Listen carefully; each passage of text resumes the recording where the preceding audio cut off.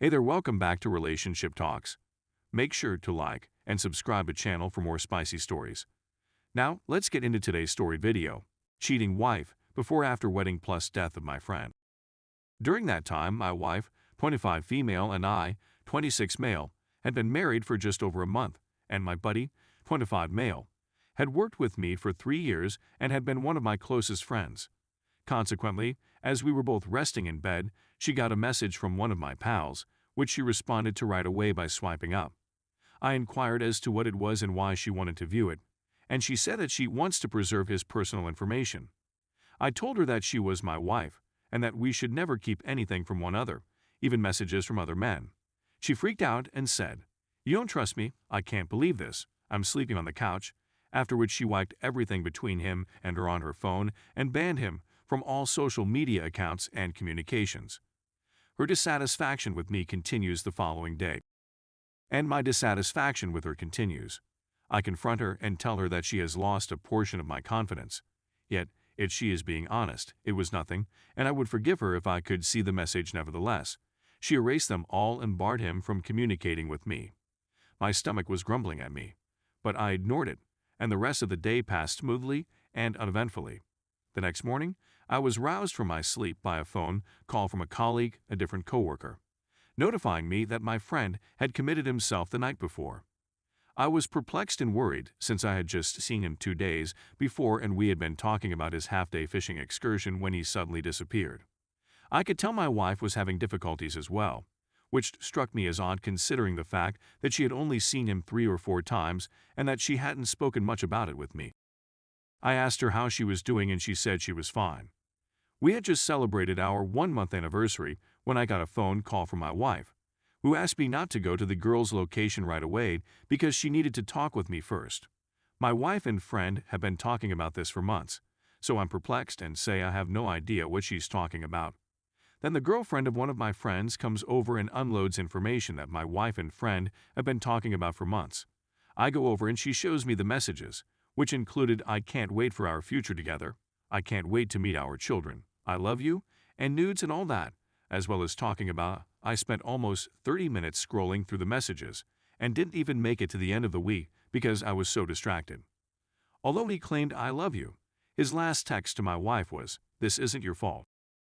When I returned home, she was vanished, and I embarked on a 2-day binge in which I had no contact with her, except for the odd drunk, "You broke me" text from me. In addition, there was no contact with anybody else. I call my family and tell them what happened. They are worried about me, which is understandable, and they keep asking whether I have my weapons in the house and other similar questions. I am able to persuade them that I am not a danger to myself and that I just need a few days to unwind. Following that, they put me in contact with their lawyer, with whom I spoke for more than 6 hours before making the decision to file for divorce. "I want to get through this," she said in a text message to me last night, adding that we should both attend individual and couples counseling. I haven't spoken to her because I'm scared she'll retaliate by scolding me, but I'm hoping she'll be gracious and say something like "My stuff is mine, your stuff is yours." I hope to God that she is not also expecting a child. As a result, I'm here at home with my 2 dogs, waiting to hear from my lawyer that she has been served with papers. Update 1. It's been a difficult few weeks, but with the aid of my friends and family, I've gotten through it mainly sober and well enough. Second, I'd like to explain the backstory a little bit. My future ex-wife and I have been dating for 6 years and engaged since February. We got married in September, and during most of that time, we dated. I worked over the road for 4 years, and in the last 2 years, I settled into a nice little town where there's steady work in my field that doesn't require me to move around a lot. S2's chemical transfers and spill response. I bought a house 1 year ago. Before third, the guy with whom she cheated on me was a dear friend of mine. He lived in the same town where I settled, and we were fishing pals for 2-3 years before I hired him, and we worked together for 3 years. I've had him and his girlfriend over for dinner many times, and I've gone over to their house several times. I didn't invite him to our wedding because he made a joke about someone's wife, and he gazed at me for 1 or 2 seconds too long, which made my stomach churn. Fourth, I learned that my wife had broken up with him the day before he committed himself, and that she was the last person he contacted before committing suicide. Here's an update. I'm attempting to fill in the specifics of the previous week or two. So I've been basically sober for the last few weeks, just going out rarely and with friends, No sad home alone or sitting at the bar alone drinking. I did not attend the recently deceased funeral or memorial ceremony. I've been attempting to maintain as little touch with my wife as possible, addressing queries about health insurance and other related topics. Soon after my initial post, I called a lawyer and had him begin drafting divorce papers. My buddy informed me 3-4 days after she left that my wife contacted her and stated she was in the hospital for a suicide attempt.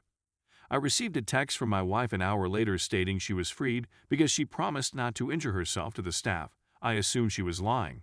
That's not how hospitals in that region deal with suicide attempts. A day later, I received the Apple Watch from the departed man's girlfriend, which had texts going back to the day we returned from our honeymoon, early October. I provided the watch to the lawyer, and he now has all of the messages and photographs for the case. For anything before to that date, they both erased messages, so I won't be able to view them until we get the phone back from the police. There has really been no other communication besides setting up a time for her to come and get more of her clothes. Me and the departed man's girlfriend have talked occasionally, and I've thanked her for telling me, even though I know it must have been extra heartbreaking for her. I'm going to gift her a lot of stuff, or just probably anonymous cash in the mailbox to help her and her daughter out. The divorce was filed on 10/22/21, and she should be served shortly, either by the end of today, 10/29/21, or by the next week. I still don't believe she is aware of my divorce intentions, which is great with me. Our state is a no-fault state, so legally she may attempt to claim half of my belongings. But since the marriage was so brief, the court will just separate us with our belongings from before the marriage. I'm not interested in anything she has. I don't want her vehicle, and I don't want her money. Not that she has any. All I want is to keep my home, vehicle, pets, and retirement. And I pray to God that she isn't pregnant. So that's about it for the previous few weeks. I'll respond to comments and messages as best I can and provide an update as soon as possible. Thank you really much. Update 2. After a time, more and more coworkers began to tell me that they were aware of the affair, but didn't want to tell me because it wasn't my place or I didn't want to make things uncomfortable. Apparently, the man wasn't quiet about it and was sending her naked around work, so I've had folks come up to me and show me my wife, saying, "Hey dude, isn't this your wife?" I also heard that she had paid him money a couple of times, some of the money that I had sent her to pay for the wedding, and that they had been contacting each other every day 3-6 times a day for months, and that they had taken a hotel room together at some point in August or September. She has consistently lied till I bring forward another truth after another, so I simply stopped communicating with her. She may be coming over tomorrow or this weekend to pick up some of her belongings, and I have a buddy coming over to essentially oversee, so she can't accuse me of anything. I packed the most of her belongings. She was served this weekend, and I couldn't be happier, despite the fact that everything appears boring and gloomy. I committed the past 6 years of my life to her. We were planned our future, and she tossed it all away. And she really believed that there would be some sort of forgiveness and a relationship, and that we could recover together after this, before she was served. I have my family and select friends to thank for their unending love and support, but I also wanted to thank each and every one of you for your advice and support through this difficult period in my life.